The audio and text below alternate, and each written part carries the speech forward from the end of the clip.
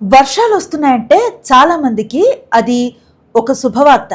ఎండల నుంచి ఉపశమనం, చల్లటి వాతావరణం, పచ్చని పొలాలు ఇవన్నీ ఒక వర్షాన్ని తలుచుకోగానే మనకు కనిపించే విజువల్స్ మాట. కానీ ఒక భారీ వర్షం పడిందనుకోండి, మన నగరాల అసలు పరిస్థితి బయటపడిపోతుంది.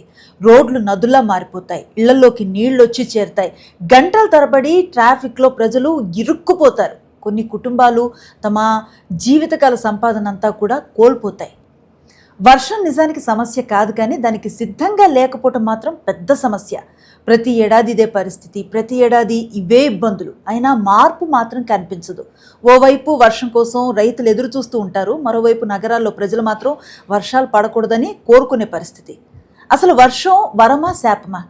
ఈ ప్రశ్నకి సమాధానం ప్రకృతి దగ్గర అయితే లేదు, కానీ మన వ్యవస్థల దగ్గర మాత్రం ఉంది.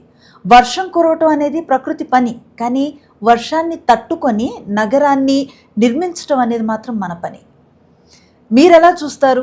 మీ ఎక్స్పీరియన్స్ ఏంటి భారీ వర్షం కురిసినప్పుడు? కామెంట్ సెక్షన్లో చెప్పండి.